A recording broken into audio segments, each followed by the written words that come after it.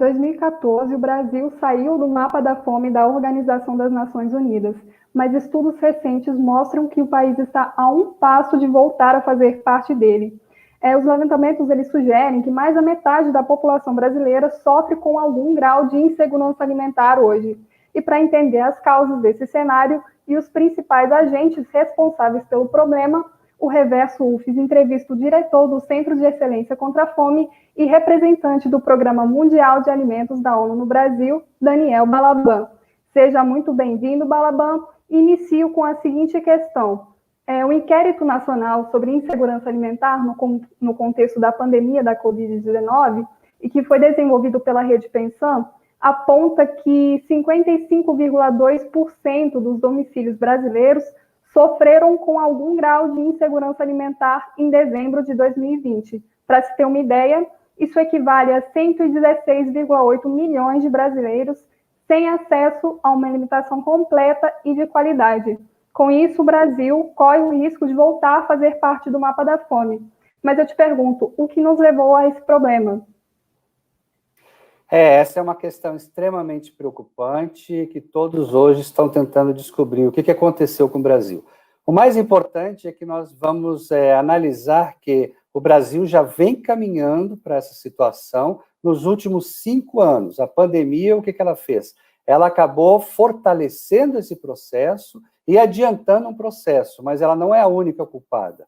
O que o Brasil vem sofrendo é um desinvestimento nas políticas públicas. Ou seja, aquelas políticas públicas que deram certo, que fizeram com que o Brasil saísse do mapa da fome no início desse século, a partir dos anos 2000, essas políticas públicas começaram a sofrer uma diminuição nos seus orçamentos e um desinteresse pelos entes públicos em fortalecê-las. Então, é causa e efeito. Tudo que você faz, você acaba colhendo os frutos daquela sua ação. Então, hoje, o Brasil está colhendo os frutos do desinvestimento nessas políticas públicas que foram exitosas durante muitos anos e que se mostraram também paradigma para as Nações Unidas, como é o caso do Programa de Alimentação Escolar, que atende mais de 40 milhões de estudantes em todo o país. O mais importante é voltar às políticas públicas e voltar com um orçamento robusto para que elas continuem funcionando.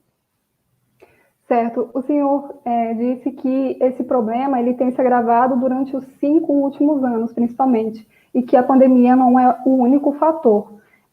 Embora a gente tenha notado que, desde que o Jair Bolsonaro assumiu a presidência, as políticas públicas e instituições que lutam contra a fome no Brasil têm sido mais enfraquecidas.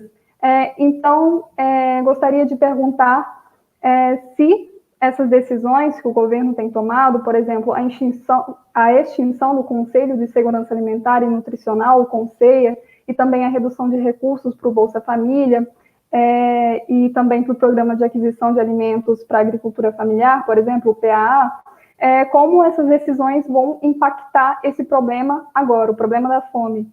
Ou seja, que consequências nós podemos esperar disso, ainda que a fome não seja um efeito apenas desse governo? As decisões de governo têm, logicamente, um impacto profundo em todas as políticas públicas. Eu considero que o CONSEA, o Conselho de Segurança Alimentar e Nutricional, foi extremamente importante para que o Brasil saísse do mapa da fome. Por quê? Porque é um conselho multiplural, com membros de vários setores, desde empresários até pequenos agricultores familiares, indígenas, movimentos da sociedade civil organizada, ou seja, todas as pessoas interessadas estavam presentes dentro do CONSEA e elas debatiam os assuntos e sabiam o que estava acontecendo na ponta.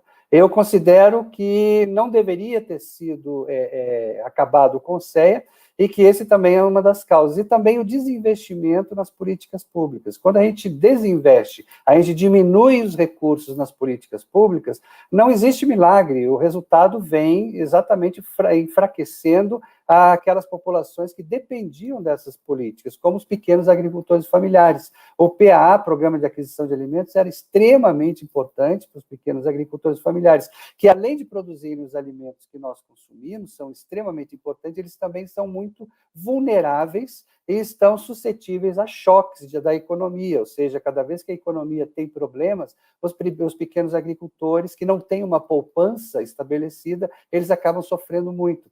Então, é muito importante que o país forte como o Brasil, um país produtor de alimentos no Brasil, como o Brasil, continue investindo robustamente em políticas públicas. Nós já vimos que dá certo, o importante é continuar ou voltar a investir grandes somas do orçamento para que essas políticas públicas continuem. Certo. E tem um outro aspecto que eu gostaria de abordar. Em 2020, o Brasil foi considerado o terceiro maior produtor de alimentos e o segundo maior exportador. Ou seja, nós exportamos muitos alimentos, mas, ao mesmo tempo, nós temos um problema de fome grave no Brasil. Então, como é possível que exista essa contradição? Afinal, quem alimenta a população brasileira é o setor do agronegócio ou são os pequenos produtores que vêm da agricultura familiar? Essa é uma excelente pergunta. Muito pouca gente sabe, mas mais de 70% do que as famílias brasileiras consomem não vem do agronegócio, vem do pequeno produtor familiar. São frutas, verduras, legumes, ovos, o frango, o queijo, o leite, tudo aquilo que a gente consome, 70% vem dos pequenos produtores familiares. O agronegócio, como o próprio nome diz, ele está focado para o business, para o negócio. Então, hoje, com o dólar supervalorizado, é muito melhor para o agronegócio exportar alimentos. Eles ganham muito mais dinheiro, ele é um negócio.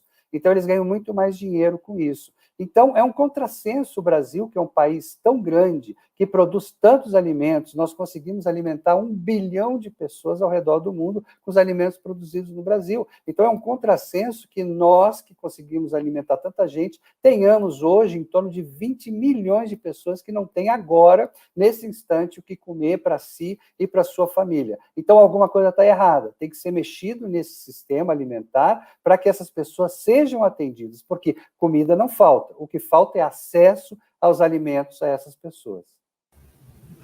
Então, o que poderia ser feito a partir de agora para tentar, pelo menos, amenizar o problema, né? Porque, como se trata de um problema já bem grave, vai levar um tempo para ser solucionado, não é? Mas, de imediato, o que pode ser feito, seja pelo governo federal, pelos estados, municípios e também pela sociedade civil?